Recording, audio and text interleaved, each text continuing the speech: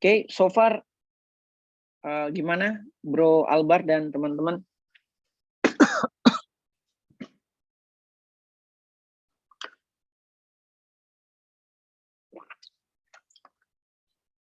Kita lanjut ya, nomor 19.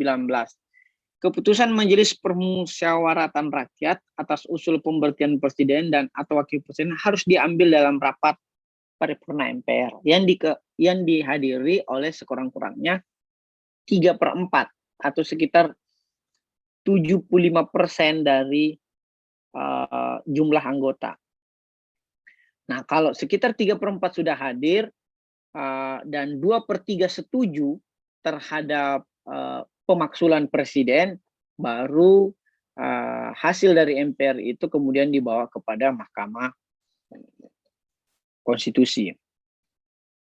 Nah, itu artinya jawaban yang benar sini adalah 3/4. Nah, kalau kita bicara jumlah itu 3/4, harus 3/4 jumlah MPR yang hadir, dan kalau kita bicara persetujuan itu 2/3. Selanjutnya nomor 20. Nah, dalam kurun waktu 4549 atau revolusi fisik yang pertama, di Indonesia terjadi perubahan sistem kabinet presidensial menjadi sistem kabinet parlementer melalui suatu maklumat yang dikeluarkan pada tanggal 14 November 1945.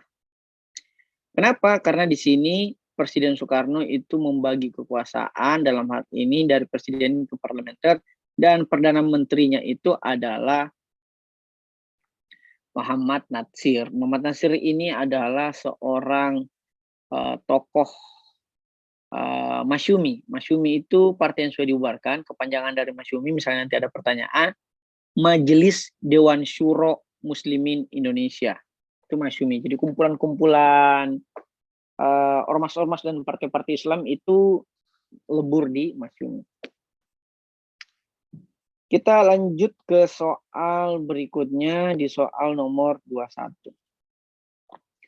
Orang-orang yang mempunyai kesamaan asal keturunan, adat, dan bahasa dan hidup dalam suatu wilayah tertentu serta memiliki nasib dan tujuan yang sama merupakan pengertian dari apa? Pengertian dari bangsa. Karena sudah berbicara juga tentang tujuan yang sama.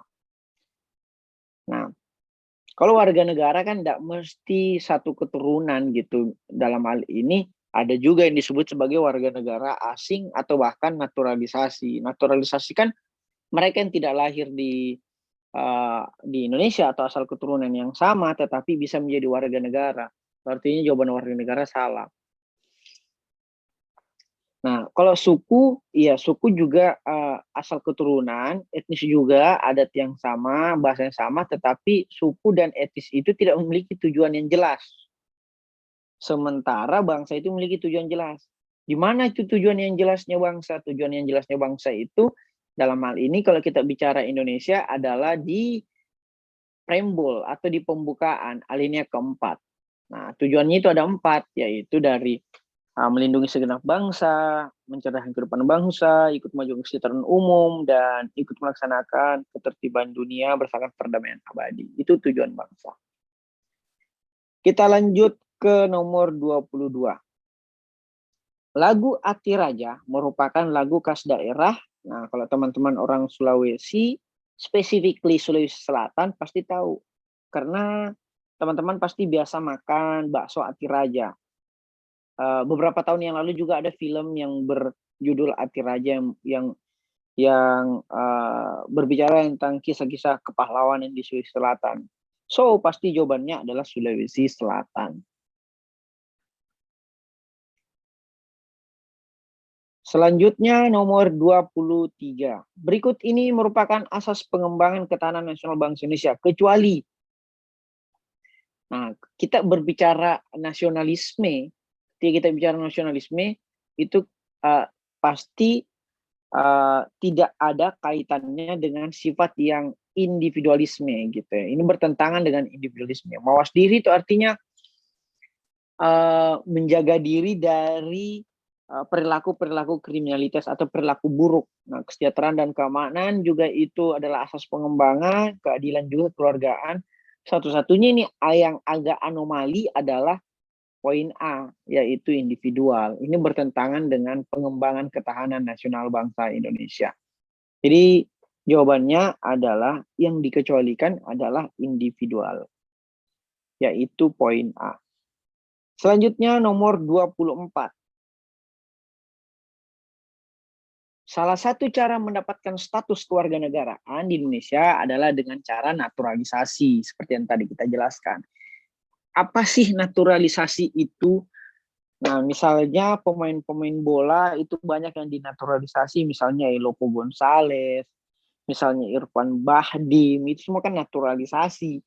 Nah, naturalisasi itu adalah pemberian status kewarganegaraan melalui permohonan dan prosedur yang ditetapkan. Jadi Elopo Gonzalez itu diberikan status kewarganegaraan dengan jalur naturalisasi. Adapun caranya, ia dulu harus melalui permohonan, jadi dia memberikan surat permohonan dan kemudian mengikuti prosedur yang ditentukan di Dakdul Capil masing-masing gitu. Nah, pemberian status kewarganegaraan berdasarkan orang tua itu namanya ius sanguinis. Pemberian status kewarganegaraan berdasarkan kelahiran itu namanya ius soli. Pemberian status kewarganegaraan berbatas waktu ini bukan kewarganegaraan, ini hanya izin tinggal sementara aja gitu, izin tinggal sementara. Atau biasa disingkat sebagai KITAS, kartu izin tinggal sementara. Pemberian status kewarganegaraan setelah menetap 1 tahun, nah ini juga masuk dalam prosedur yang ditentukan. Nah, berarti jawabannya di sini adalah poin E. Kita masuk ke soal nomor 25. Membuat konsep pembangunan nasional merupakan wujud salah satu contoh dari fungsi wawasan Nusantara sebagai apa? Nah, sebagai wawasan, ini kan kita berbicara tentang membuat konsep pembangunan nasional, merupakan wujud salah satu contoh dari fungsi wawasan Nusantara sebagai wawasan. Kalau kita merujuk kepada fungsi-fungsi wawasan Nusantara, jawaban yang benar adalah wawasan ketahanan nasional. Di poin A-nya, fungsi wawasan Nusantara itu disebutkan bahwa konsep pembangunan nasional itu bagian dari wawasan ketahanan nasional. Berarti jawabannya adalah E.